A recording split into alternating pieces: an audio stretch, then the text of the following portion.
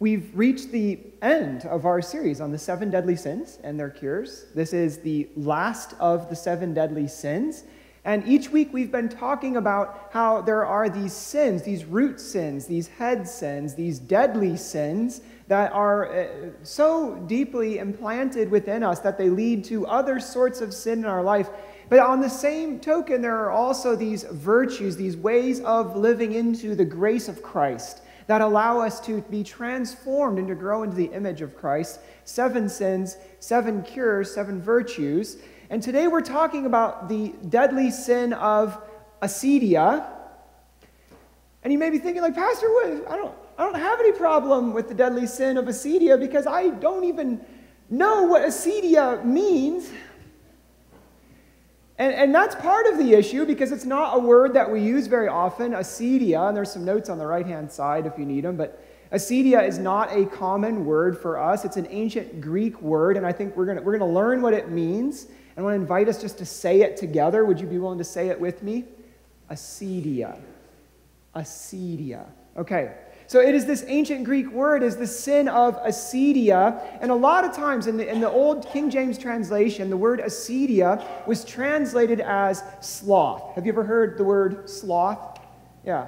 But when I think of a sloth, I think of one of these things, these beautiful creatures that live in the Amazon. And he doesn't look too scary, right? 2-toed, 3-toed variety, moss growing on them, live hanging upside down, eating plants, moving slow, sloth. That's not so scary. But acedia is something that is indeed deadly. And the way in the King James Bible that sloth, or acedia is translated as sloth, a lot of times it means laziness. So Proverbs 21:25 uses this word sloth and says that the desire of the slothful killeth him, but his hands refuse to labor, right? This idea of not doing anything. But acedia is way more than just laziness. It's more than just moving slow. It's more than just not acting. Acedia is this kind of spiritual despair. It's a not caring about life, about others, about God. It's not caring even about ourselves. We'll dig into what that means. It's this spiritual nature of that despair that makes acedia one of the 7 deadly sins. This is more than just what happens when the kids don't pick up their room. This is a deadly sin that leads us away from the love of God and others. It's acedia, and we're going to talk about what that means. Now, the other thing that makes acedia hard to talk about is its cure. Because what exactly is the cure for acedia? Right? If we think about, we think about greed, it's easy to understand that charity, giving, right, is part of the cure. But what's the cure for acedia, this despair? It's not easy to pin down. And here's what I think. I think that the best way to talk about the cure for acedia is to think about us learning to care about God and others. Right? And so the literal meaning of acedia is without care. It's like careless, not carefree in that good sense, right, of water off a duck's back, but careless, not having care about what matters. And so the cure for acedia is learning to care about God, to care about God's dignity, God's honor, God's will, God's plans, and to care about others. And it's no accident that this sounds very similar to the 2 great commandments that Jesus described, loving God and loving others. And in some ways you could say that's the answer for any of the deadly sins. Learn to love God, learn to love others. But it's especially the case when we talk about acedia. Now, another piece of this, though, is diligence. And within the Christian tradition, the many great theologians have used the word diligence to speak of the cure for acedia. And diligence, in my mind, we diligently do our work. We diligently pay attention to what's in front of us. What diligence really is, in my mind, is putting our hearts into whatever work or task we have. It is doing whatever it is, even small things, with great love. And so I think that diligence is really a form of caring deeply. And so if that is the case, that's why we can see how diligence, how this caring is the challenge to acedia, the opposite of acedia. And that what we're experiencing in acedia is in fact the unraveling of love, the ties that bind. And so in the scriptures, in some places, the word acedia, this idea of being without care, the cares are those ties that bind, the bonds of affection. When we are without them, it is our love coming unraveled. Have you ever felt like you're coming unraveled? That you are at loose ends? Because so often, coming unraveled is really the sense that what matters most for us, what we ought to be caring most about, that it's up for grabs, that it's shifting, that it's changing. Coming unraveled is this losing sight of who we really are, and that is what makes acedia so deadly and dangerous. It's so much more than laying on the couch and watching the world go by. I mean, sloth is cute in comparison to acedia. Now, in the Bible, the word for acedia is usually translated as sorrow or faintness or emptiness. It's this deep spiritual apathy. Psalm 119:28, my soul melts away for acedia. Strengthen me according to your word. Isaiah 61:3, give them a garland instead of ashes, the oil of gladness instead of mourning, the mantle of praise instead of a spirit of acedia. In the Apocrypha, Sirach 29:5, people borrow money, and when it's time to pay back, they pay you with words of acedia, empty words. So acedia is this great, big, mean, hairy whatever about life. It's when we're just like, whatever. It's not caring. But I want to dive into our passage here, because I think this passage in Matthew chapter 25, Jesus is speaking, and this is a parable that he taught. I think this passage teaches us something about acedia. I want to use this as our jumping off point. So Matthew 25. Now, in Matthew 25, this is the first of three parables that Jesus teaches about a master, a lord of a house, the ruler of a house, and he's coming back. And the second of the parables, it's about the bridegroom returning and the 10 virgins. But in this case, it's a master of a house coming back. He's away, and he returns at a surprising moment.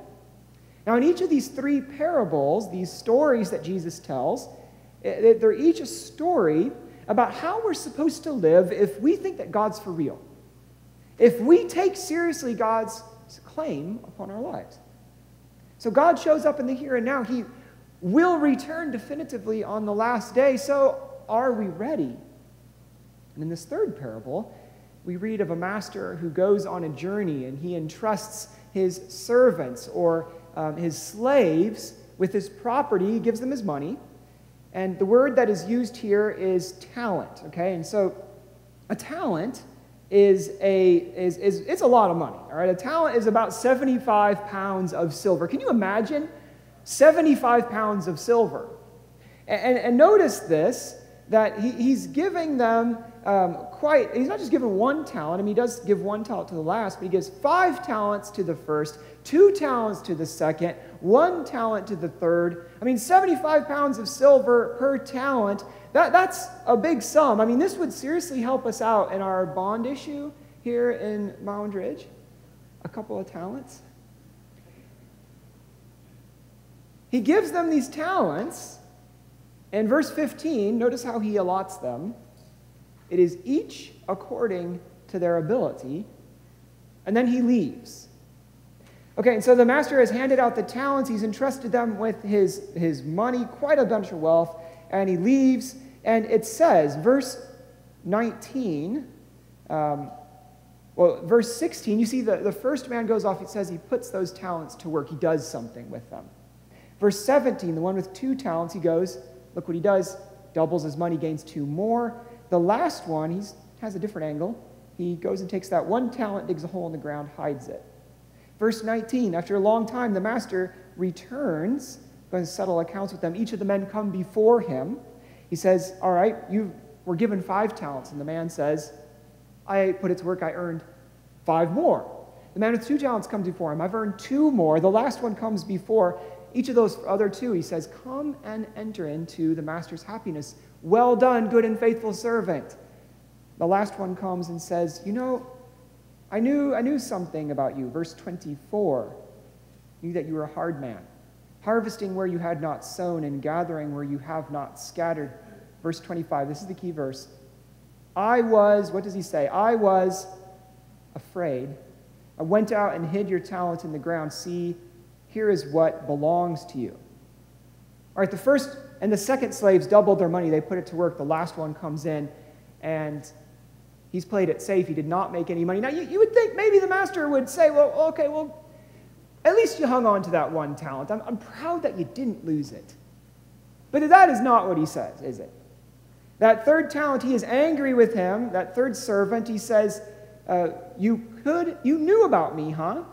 Well, you could have at least deposited my money with the bankers. Let them do the work if you don't know what to do. Get some investment help. And then you could have at least got some interest on it. Take that talent from him. Give it to the one who has 10. Everyone who has much, to him much will be given. Verse 30, this is a challenging verse. Throw that worthless servant outside into the darkness where there will be weeping and gnashing of teeth. Now, this is very powerful. What's going on here? Why is the master angry? Why is this servant so fearful of him? And I think one way to read this passage is to take the master as God and the servants as humanity, the servants of God. And we have this image of God who gives us so much more than all we can ask or imagine, Ephesians 3:20-21. And then we have choices about what we can do with it. And we can invest what God has given us in what matters to God. We can give God a return.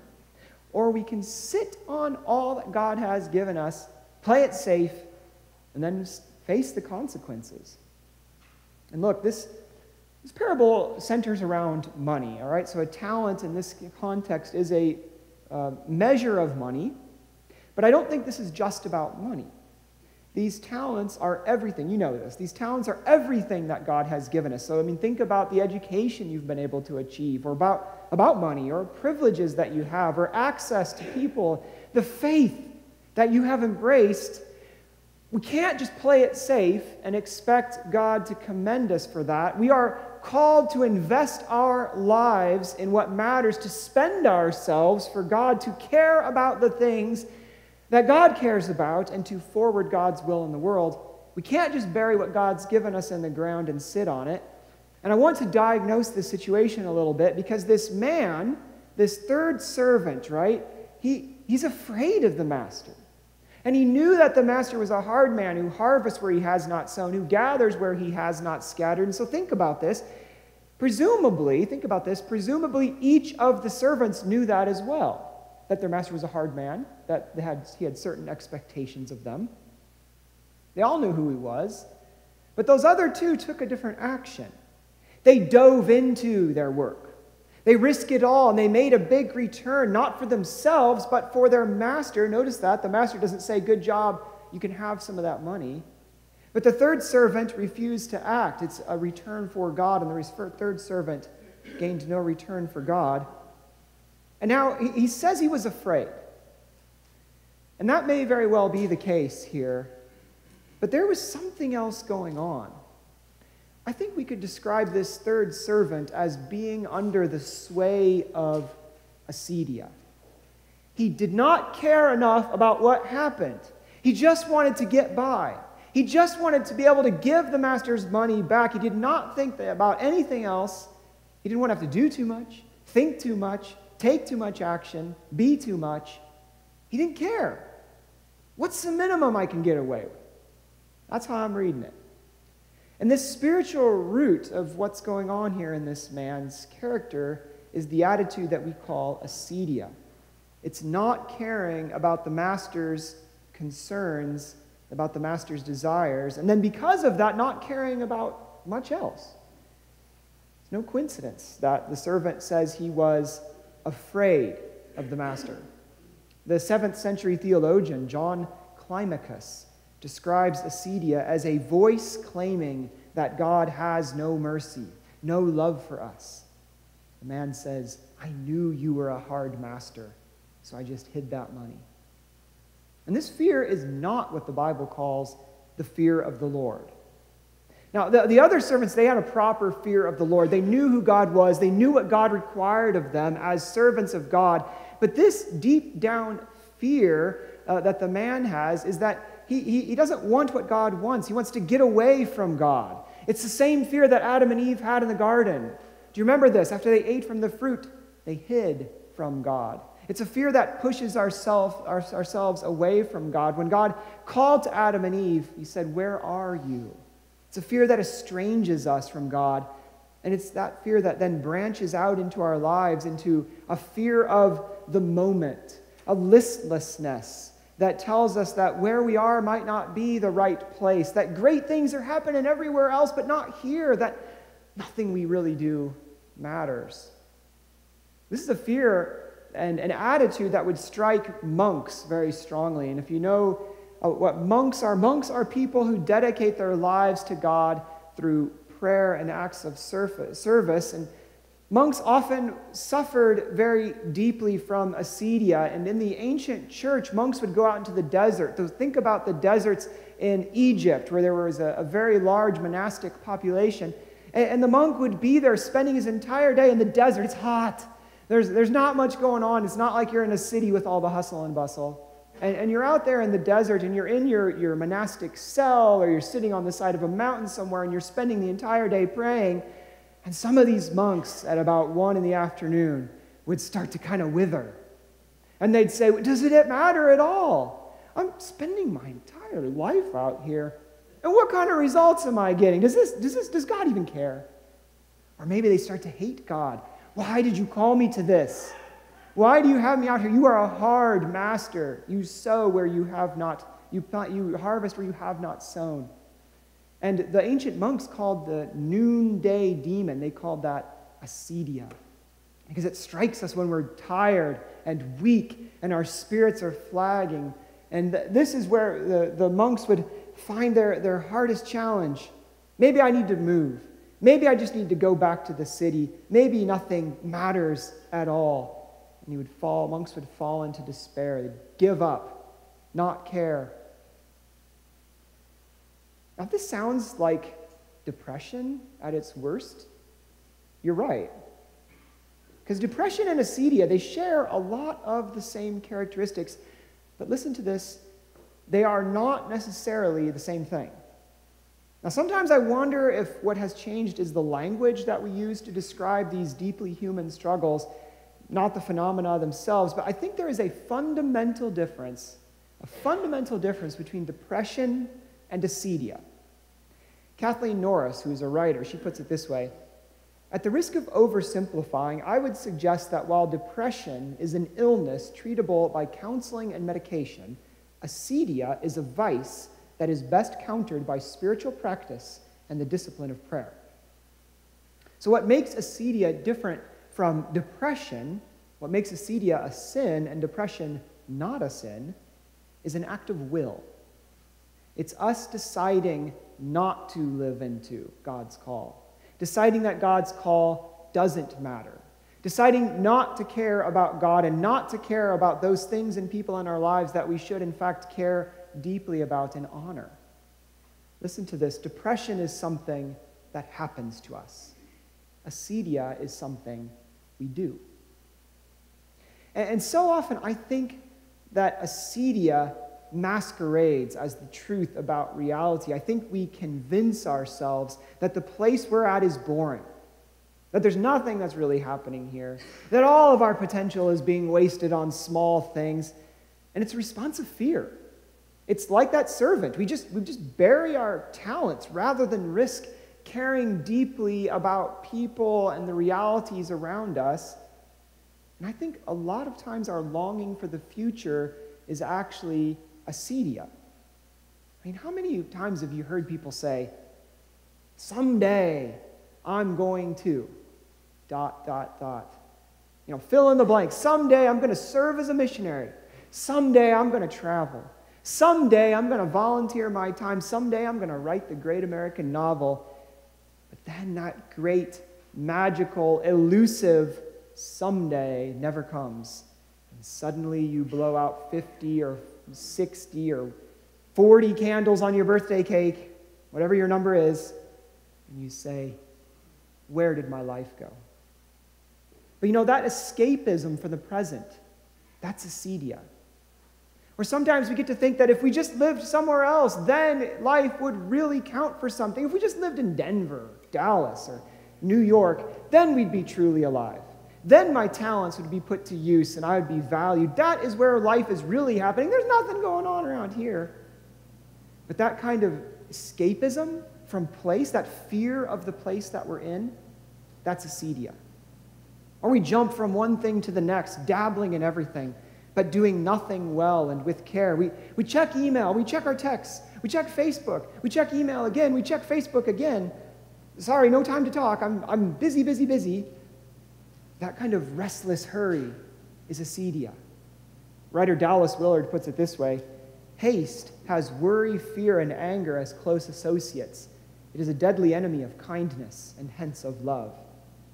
Or paradoxically, we don't do anything. We play the victim. We say, it's not my fault. I couldn't help it. Woe is me. That kind of despair is acedia. Or we refuse to commit to anyone or anything because someone or something better might come along. That kind of commitment phobia is acedia. And all of this flows from a lack of care for life and time and place and people. This carry on as if nothing really matters. And ultimately, all of this flows from a lack of care for God. All of this is love coming unraveled within us, which really means that our very selves, our identities, are coming unraveled. And here's where the deadly in acedia as a deadly sin comes in. Here's where that midday demon can slouch us into a midlife crisis that carries us down to the grave. Because you see, the deadly flip side of nothing really matters is I don't matter. And if I don't matter, then whatever. Give up. Sign on to the Ashley Madison website. Go down that dark road and draw the curtains on the world. And I wonder how many people reach a profound place of despair and contemplate even them taking their own life because of acedia. It's a great, big, terrifying, what's the point? And this is why the cure for acedia is learning to care about God and others. Now, caring about God is a discipline for the moment, and a lot of times we ask, why am I here? And we expect to hear some kind of philosophical answer, something airy-fairy, as if the meaning of life were something that we'd find sitting on top of a mountain contemplating the mysteries of the universe, when in fact, the way that we find the meaning in our lives day to day is by living into, by learning to care for those around us, learning to care about God and to care for others that God has entrusted to us. I mean, this is how we're going to learn the meaning of life. It's worshiping and praying and be attentive to the God of the universe. It's taking some food to your neighbor when they're sick. It's learning to truly love God and other people. And that's enough for a lifetime. Acedia is not caring. It's the unraveling of our love for God and others. And learning to care for God and the other is acedia's cure. Now, I was talking about monks back in the desert, and one of the greatest of the monks was Saint Anthony. Can you help me go to Saint Anthony? Thank you. One of the greatest of the monks was Saint Anthony, one of the very first. And in his prayers in the desert in ancient Egypt, a couple of centuries after Christ, Anthony was there in the desert, and he had this profound crisis of faith where he said, does it matter at all that I'm praying to God and pouring my life out for him? Maybe I should go do some good in the city or something. And he had this kind of vision where he heard the word of God say to him, do this and you will be saved. And he saw a vision of an angel dressed in monk's clothes, kind of that dark habit that protects them from the sun and the wind and the sand. A monk who was taking a rope and just doing his work little by little, plaiting that rope. And then he would stand. It says he would stand to pray. People used to pray like this, not necessarily seated. He would stand to pray, then sit again to do his work. Stand to pray, and sit to do his work. Do this and you'll be saved, said the word of God to him.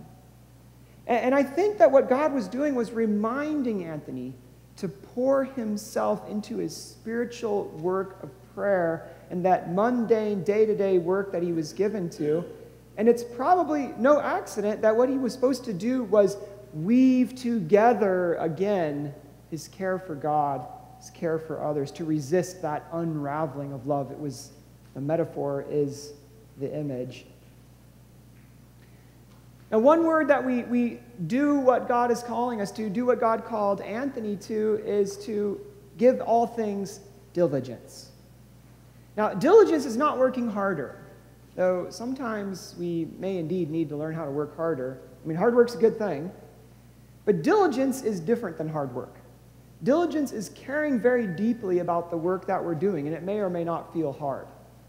You see, acedia tricks us into thinking that what we need is something new. It tricks us into thinking that the problem is with our surroundings. It's that they're not interesting enough, or that the people around us aren't interesting enough, that what we really need is a change of scenery. The grass is greener over there. You ever felt that? Acedia makes us jump from one thing to the next, one relationship to the next, thinking that meaning and purpose are going to be found in that constant upheaval of the new and the novel. But diligence teaches us stability. It's being present to the tasks and the people before us. Diligence is putting our heart into whatever we do. It's doing all of our work with great love, no matter what it is. Washing the dishes, or mowing the lawn, or going into the office and spending the time in the chair behind the computer to pound out another sermon. But behind diligence is love. Diligence is simply applied love. Diligence is desiring our work to be an expression of our love for God and for others. It's caring about God and thus caring about others and ourselves. And in another way that we slay acedia is by not thinking of ourselves as more than who we are. You know, we can get in this habit of thinking we're the center of the universe, and we all do this from time to time. And one way that's acedia's siren song, and one way that we challenge it, slay acedia, is to just get in there and do something with our hands. Sweep the floor, wash the dishes, weed the garden, fix a bicycle, bake some cookies. I mean, this is why the Apostle Paul wrote in 1 Thessalonians 4:11, this should be your ambition, to live a quiet life, minding your own business and working with your hands, just as we commanded you before. This is why the ancient monks made rope, or they would weave baskets to sell. We can't care about anything if we forget that we are made of dust, and to dust we shall return. That we are called to live in the here and now, in the basics of life, these mundane possibilities. And here's the weird thing. True diligence, true caring, knows when to stop. Okay? It knows that we are commanded to take a Sabbath, to find rest in God. It is, listen to this, it is not acedia to take a nap, or to play a game with our children, or to go for a walk, or to just sit and listen to the cicada buzz song. In fact, those simple practices of being present can be the cure for acedia's restless despair. I'm convinced that part of the cure for acedia is to do less with more care. And so often we measure our worth based on how busy we are, on how packed our schedule is, and our busyness and diligence are not the same thing. In fact, sometimes they're opposites. Learning to care for God and others will mean learning what not to care about not being so busy, about honing our lives down to what matters most. I mean, so have you ever heard the saying, don't sweat the small stuff? Well, I mean, I like that saying, but the problem is, don't sweat the small stuff. The problem is, okay, well, what's the small stuff? Because we also know that the devil's in the details, right?